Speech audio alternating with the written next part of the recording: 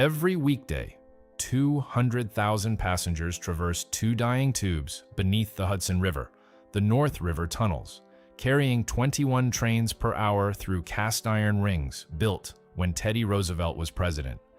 If either tunnel fails, the economic damage would exceed $10 billion in year one, cascading through 16 states.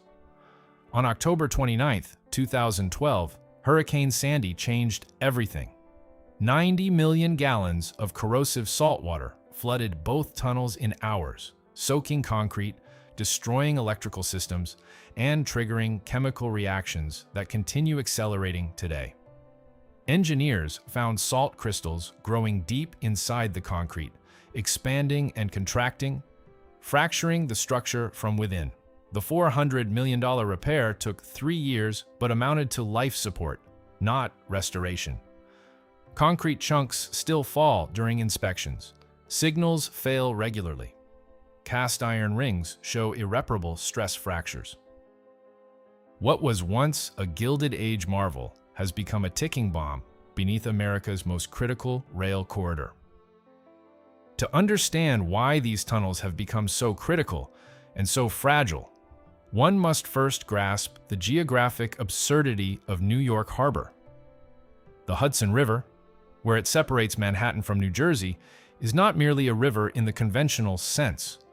It's a tidal estuary, a drowned river valley carved during the last ice age, with depths exceeding 100 feet in places and powerful tidal currents that reverse direction 4 times daily. For nearly 3 centuries, this body of water represented an absolute barrier to land-based transportation. Throughout the 1800s, ferries were the only option. Millions of passengers and freight cars were loaded onto specially designed railroad ferries at terminals in New Jersey, floated across the Hudson, and offloaded at Manhattan piers. The Pennsylvania Railroad alone operated a fleet of 27 ferry boats by the turn of the century, shuttling back and forth across the river in an endless, expensive, weather-dependent procession. During winter, ice flows could halt service entirely. During fog, delays stretched for hours. The inefficiency was staggering, a bottleneck that throttled the entire eastern seaboard's railroad network. Multiple proposals had been advanced for tunnels or bridges. In 1874, a company actually began construction of a railroad tunnel using compressed air drilling techniques. Workers descended into a cylindrical caisson and excavated the riverbed, pushing slowly forward beneath the deadly currents overhead. The project advanced roughly 1,200 feet before running out of funding. The partial tunnel was simply abandoned, a dark tube extending partway beneath the Hudson, going nowhere. It remains there still, entombed in bedrock, a monument to 19th century ambition and failure. Bridge proposals fared no better. The Hudson's width and depth, combined with the need to maintain shipping channels for ocean-going vessels, made bridge construction prohibitively expensive with available technology. Engineers calculated that a bridge would require towers taller than anything then standing in North America, with foundations sunk deeper than any yet attempted. The costs were astronomical, the engineering risks were immense, and most crucially, the Pennsylvania Railroad didn't want a bridge. They wanted something they could control absolutely, something weatherproof, something that would give them a competitive advantage over their rivals. The man who finally forced the issue was Alexander Johnston Cassatt, president of the Pennsylvania Railroad from 1899 until his death in 1906. Cassatt was not a typical railroad executive. Trained as an engineer, he had spent years in the field before ascending to management, and he possessed both the technical knowledge and the financial ruthlessness necessary to execute seemingly impossible projects. He also had a personal motivation. His sister, the painter Mary Cassatt, lived in Europe, and he had experienced firsthand the superiority of European railroad terminals. London's grand stations, Paris's architectural monuments to rail travel, stood in stark contrast to the shabby ferry terminals that passed for railroad stations in New York. Cassatt envisioned something unprecedented in American railroading: a tunnel under the Hudson, a massive station in the heart of Manhattan, and continuing tunnels under the East River to connect with Long Island. The entire project would create the first direct rail connection between New Jersey and Long Island, eliminating the ferry bottleneck and establishing Pennsylvania Railroad as the dominant carrier in the Northeast. The technical challenges were immense. The financial risks were staggering. His own board of directors considered him mad. The Hudson River crossing alone would require twin tunnels, each large enough to accommodate railroad rolling stock, while maintaining sufficient clearance for overhead electrical systems. This wasn't a subway tunnel for small streetcars. These were mainline railroad tunnels that needed to handle full-sized passenger coaches, multiple tracks of freight cars, and eventually locomotives. The tunnels would need to descend from the New Jersey side, burrow beneath the river at a depth sufficient to avoid the worst of the tidal scour, pass under the Manhattan bedrock, and ascend to the station site at 33rd Street. Cassatt hired Charles M. Jacobs as chief engineer, a man who had successfully built subway tunnels in New York and possessed expertise in the relatively new technology of shield tunneling.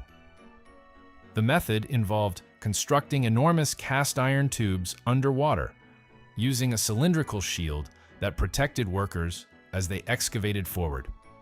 As the shield advanced, workers would line the tunnel with curved cast iron plates, bolting them together to form watertight rings.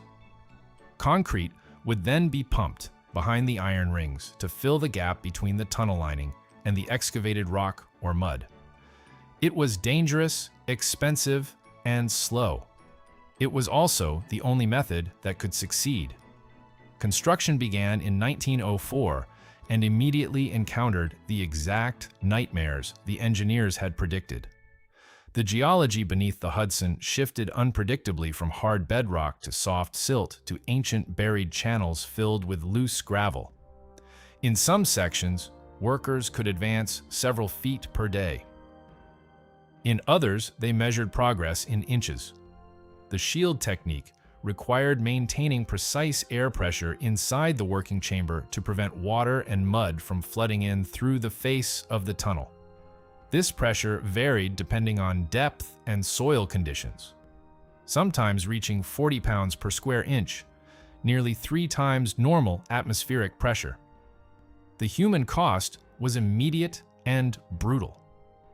Workers who spent hours in these pressurized environments suffered from what was then called the bends, or Casson disease, a poorly understood condition that could cripple or kill.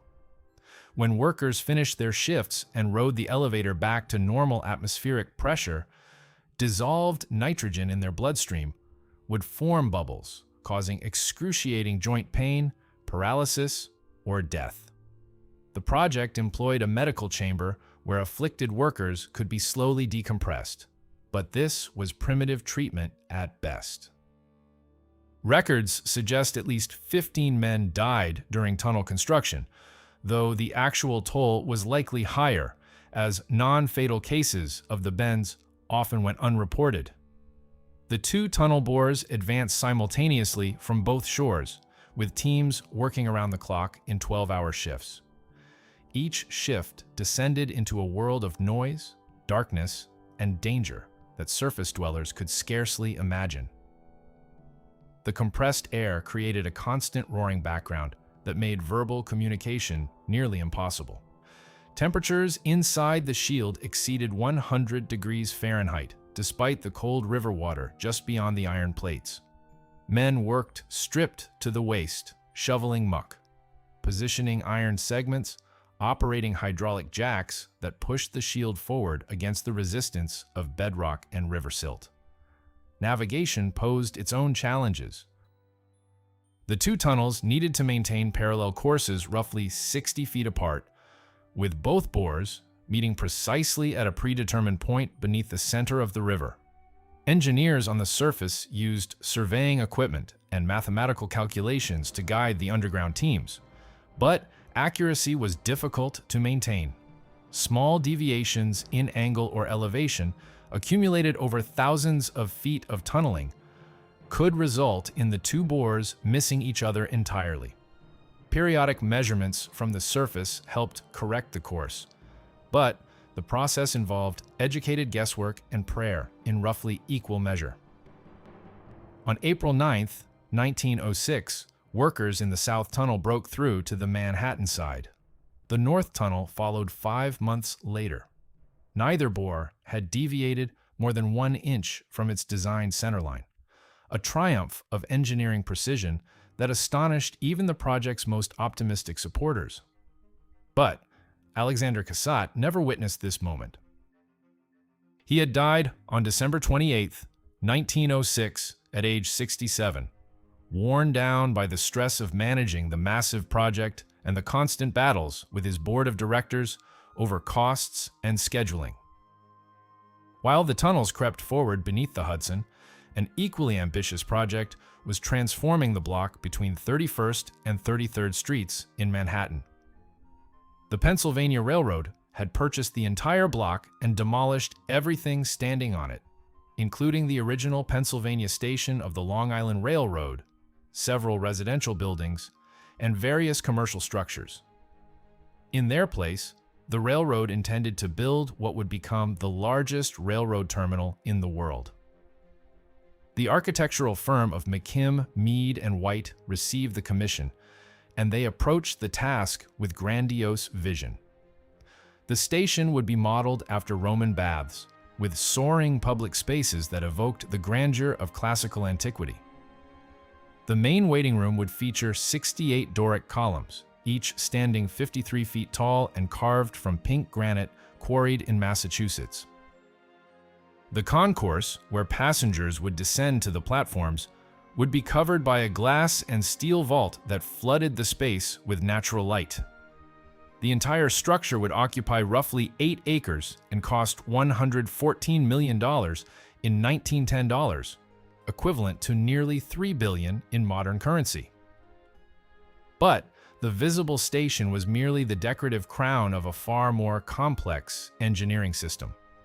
Beneath the station, tunnels extended in 4 directions: west to the North River tunnels under the Hudson, east to the East River tunnels connecting to Long Island, north to emerge at ground level for trains continuing up the Northeast Corridor, and south for Long Island trains.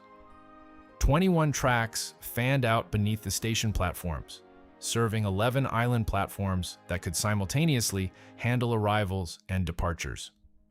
Electrical substations, signal systems, ventilation equipment, and drainage pumps filled vast underground chambers carved from Manhattan bedrock. The entire operation would be electric.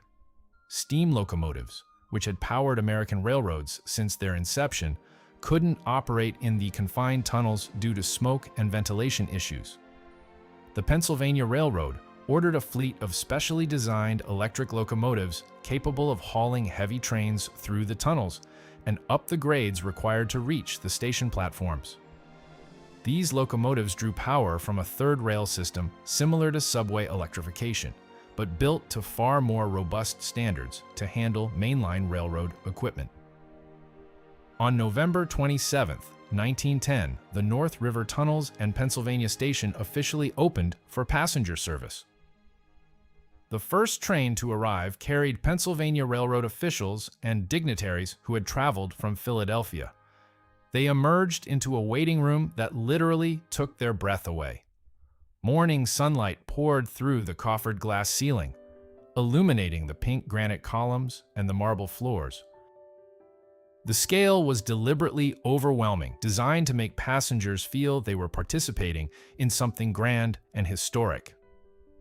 Within the first year of operation, the tunnels handled over 38 million passengers.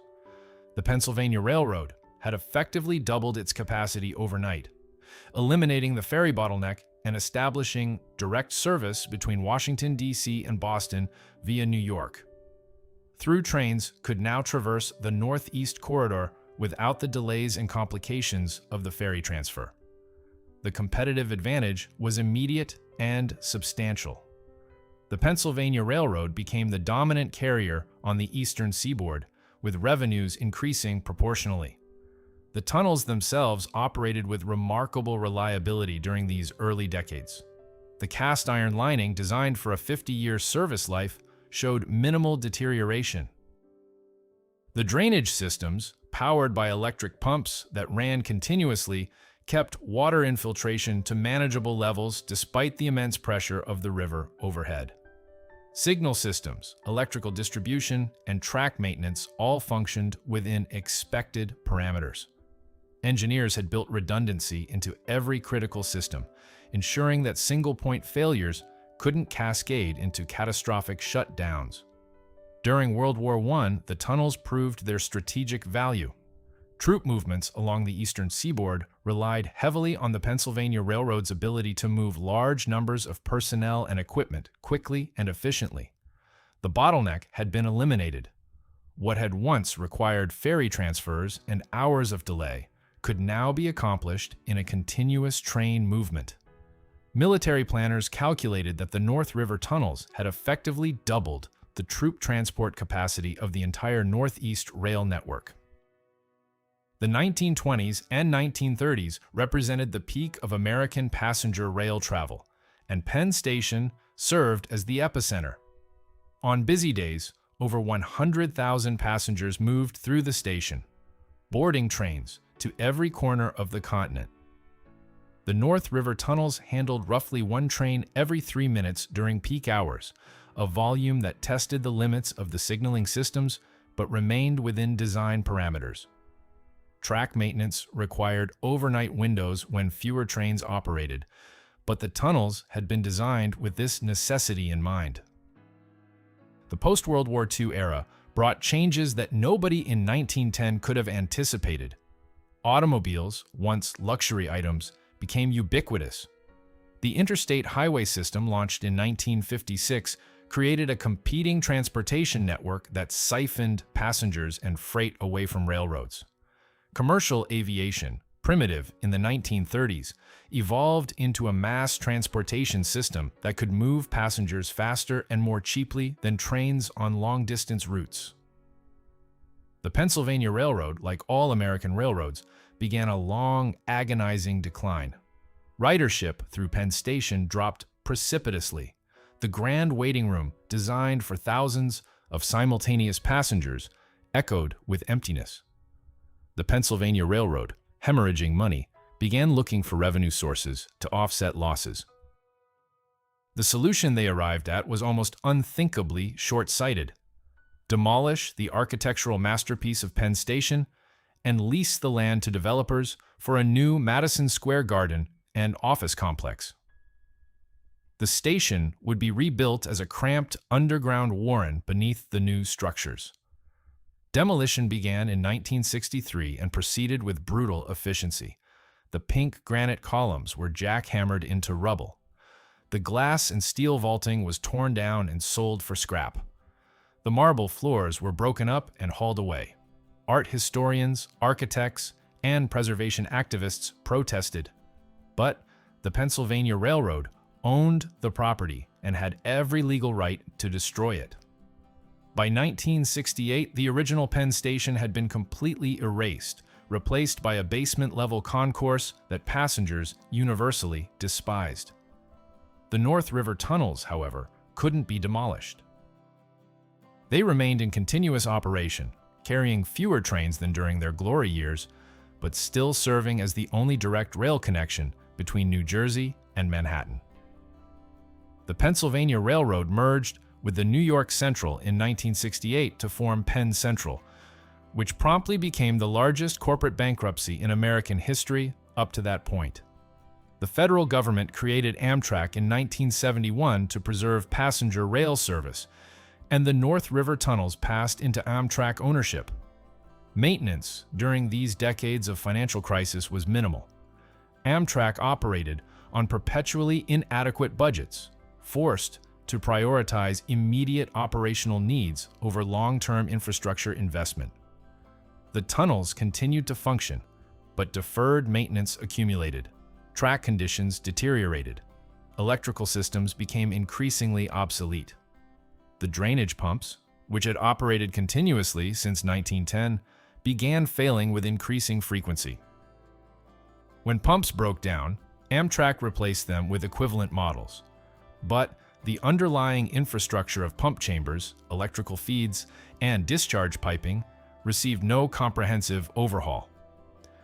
Hurricane Sandy made landfall on the New Jersey coast on October 29, 2012, as a post-tropical cyclone with sustained winds of 80 miles per hour.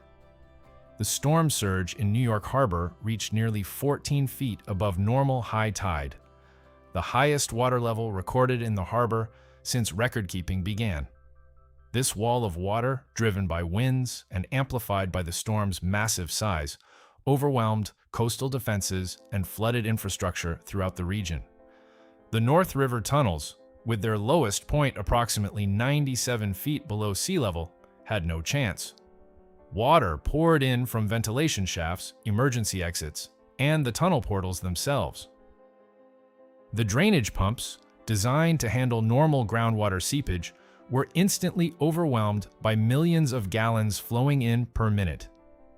Within hours, both tunnels were completely flooded from the New Jersey approach to well past the Manhattan portal. Saltwater, far more corrosive than fresh water, soaked into every surface, infiltrated every cable conduit, and saturated the concrete bench walls that supported the tracks. When the waters finally receded, Amtrak engineers entered the tunnels to assess the damage and found a nightmarish scene. The water had deposited a layer of corrosive debris throughout the tunnels: salt, sewage, chemicals, and harbor-bottom sediment. Electrical systems were destroyed. Signal equipment was ruined. But the most insidious damage was hidden inside the concrete itself. The saltwater had penetrated deep into the porous concrete of the bench walls, carrying chlorides that would accelerate steel reinforcement corrosion for years or decades to come. The immediate response focused on restoring service as quickly as possible. Workers pumped out the remaining water, cleared debris, replaced destroyed electrical equipment, and reinstalled signal systems. Amtrak brought both tunnels back into service within 3 weeks, an impressive logistical achievement that masked the reality of the long-term damage. The tunnels were operational, but they were fundamentally compromised. Engineers understood this, but political and economic pressure demanded service restoration, not perfect repairs. The $400 million rehabilitation that followed attempted to address the structural damage, but was constrained by the requirement to maintain service. Engineers couldn't fully drain and close the tunnels for comprehensive repairs because doing so would cripple rail service across the Northeast Corridor. Instead, repairs happened in stages during brief weekend closures and overnight windows. Workers replaced damaged concrete, sealed cracks, upgraded drainage systems, and installed new signals.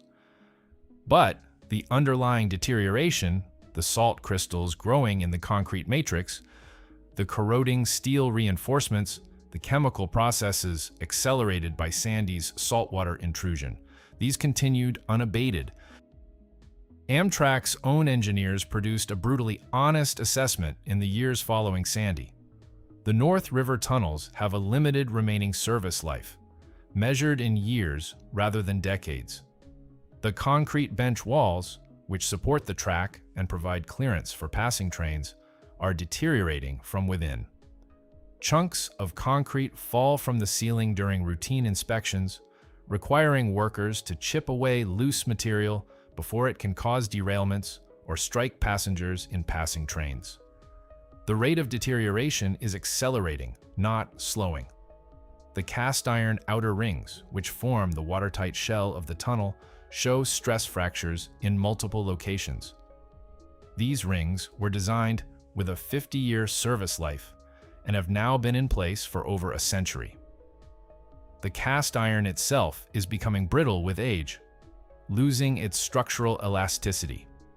Modern metallurgical analysis suggests that catastrophic ring failure becomes increasingly probable with each passing year.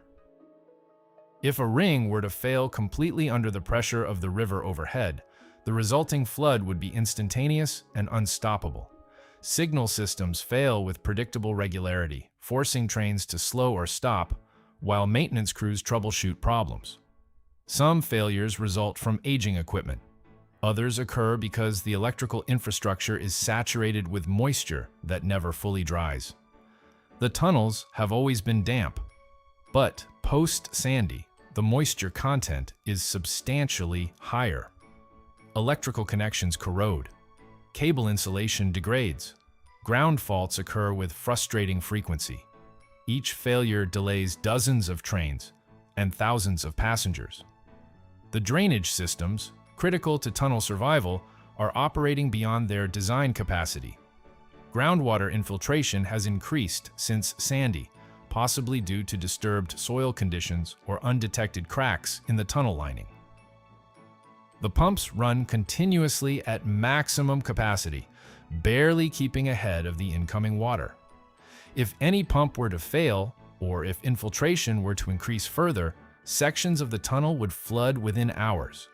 Amtrak maintains backup pumps and around-the-clock monitoring, but the situation remains precarious. Thermal stress compounds these problems. Summer heat causes the tunnel lining to expand. Winter cold causes contraction.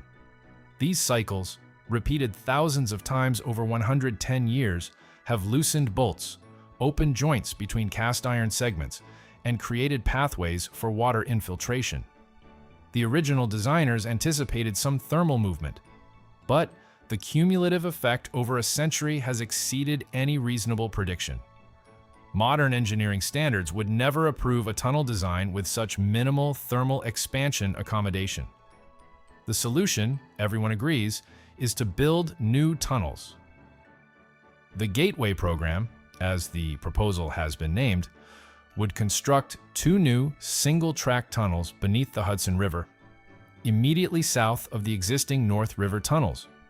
These new tunnels would be built to modern standards, with comprehensive drainage, state-of-the-art ventilation, seismic resilience, and sufficient capacity to handle the anticipated growth in rail traffic over the next century. Once the new tunnels were operational, the old North River tunnels could be closed for complete rehabilitation without crippling the rail network. Cost estimates for the Gateway program currently exceed $16 billion. This includes not just the new Hudson River tunnels, but also associated infrastructure. New bridges in New Jersey to replace century-old structures, track improvements, signal system upgrades, and expanded terminal capacity at Penn Station. The federal government would fund roughly half the cost, with New York and New Jersey splitting the remainder. In theory, this funding mechanism makes sense. In practice, it has become a political nightmare. Presidential administrations have alternately supported and opposed the project. State officials from New York and New Jersey have quarreled over cost sharing and priority. Congressional representatives have objected to spending billions on a regional project when their own districts need infrastructure investment.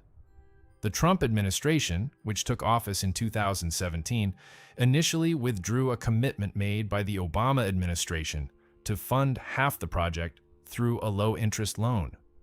The Biden administration, beginning in 2021, restored federal support, but implementation has been slowed by bureaucratic procedures and continued political opposition. Meanwhile, the clock continues to run on the North River tunnels. Every month of delay increases the probability of catastrophic failure. Transportation economists have modeled the scenarios. If one tunnel were to fail completely, train capacity through Penn Station would immediately drop by 50%.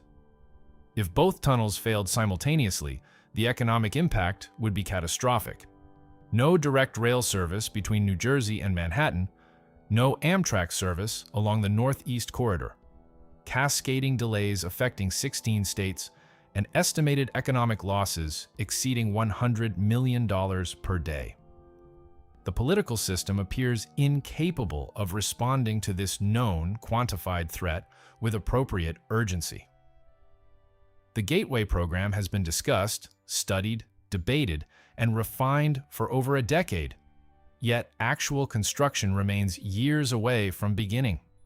Preliminary work has started, soil borings, environmental assessments, design refinement, but the major construction contracts have not been awarded.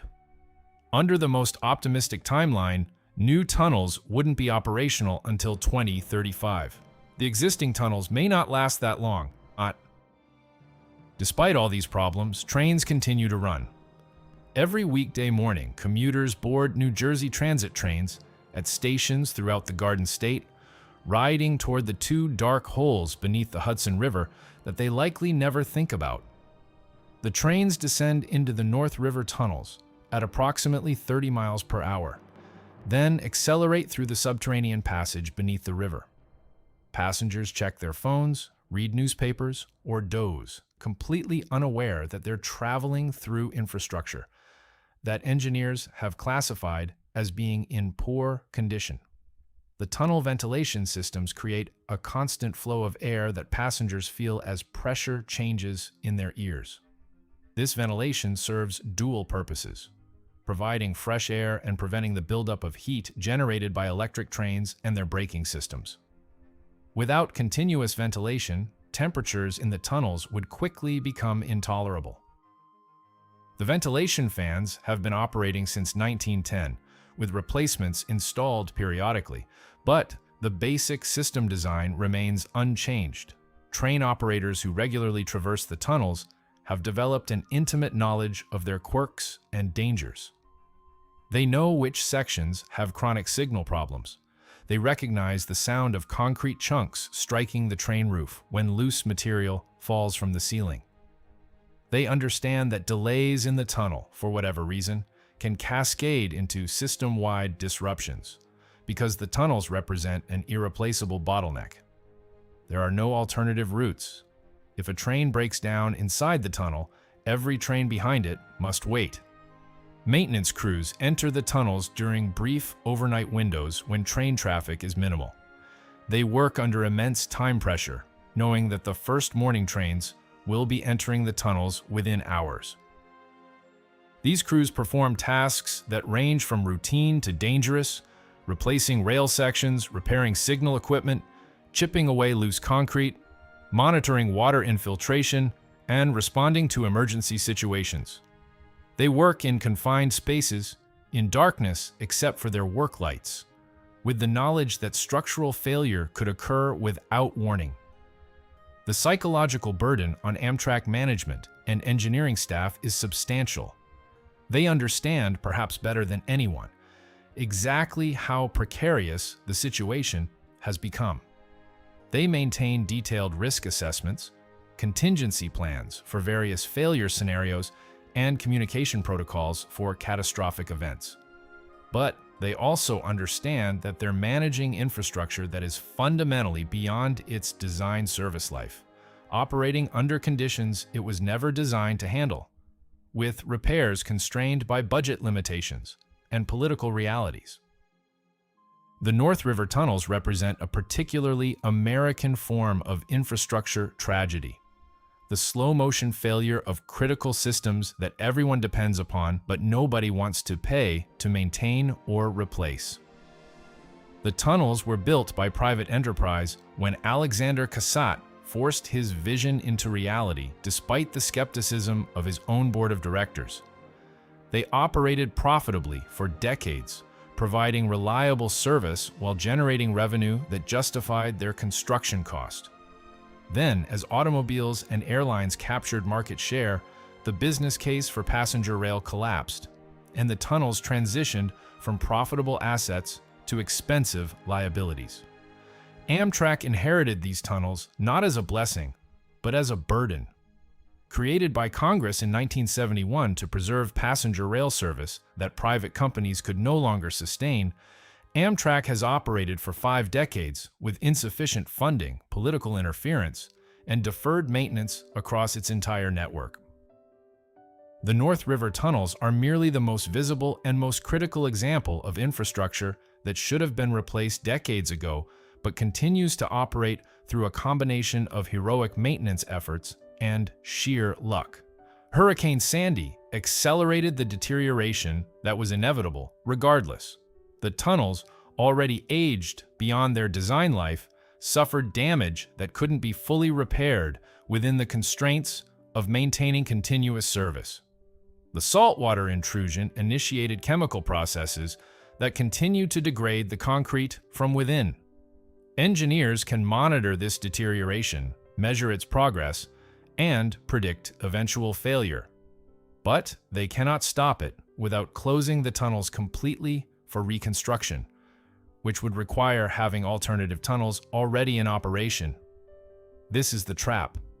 New tunnels cannot be built quickly enough to prevent failure of the old tunnels, because political and funding obstacles delay construction by years or decades. Yet the old tunnels must remain in service because there are no alternatives. The result is a calculated gamble that failure won't occur before replacement capacity comes online. Every day that trains successfully transit the North River tunnels represents another successful roll of the dice. Eventually, the odds will catch up. What makes this situation particularly frustrating for engineers and transportation planners is that the solution is known, proven, and achievable. New tunnels can be built. The technology exists. The engineering challenges, while substantial, are well understood and manageable with modern equipment and methods. Japan builds major rail tunnels routinely. European countries upgrade their rail infrastructure continuously. The constraint isn't technical capability, it's political will and fiscal commitment. The North River tunnels will eventually fail, or they will eventually be replaced. There is no third option. The question is whether replacement happens proactively, through deliberate planning and construction, or reactively after catastrophic failure forces emergency response. The smart, economical, and responsible approach is proactive replacement through the Gateway program or something similar. But smart, economical, and responsible infrastructure policy has not been America's strength in recent decades. So the trains continue to run day after day through tunnels that are literally crumbling around them. Engineers monitor, maintain, and pray. Commuters ride in blissful ignorance of the deterioration happening just beyond the train windows. Politicians debate, delay, and defer. And somewhere deep beneath the Hudson River, in the darkness and dampness of century-old tunnels, salt crystals continue to grow in concrete that was never meant to last this long. And cast iron rings groan under pressures they were never designed to endure indefinitely. The story of the North River tunnels is ultimately a story about choices made over a century ago when Alexander Cassatt decided that the Pennsylvania Railroad needed direct access to Manhattan, and choices being made today about whether to invest in critical infrastructure or gamble on continued operation of systems operating far beyond their design life. History will judge which choice was wise, likely sometime in the next decade, when either new tunnels open or old ones fail. The answer, one way or another, is coming.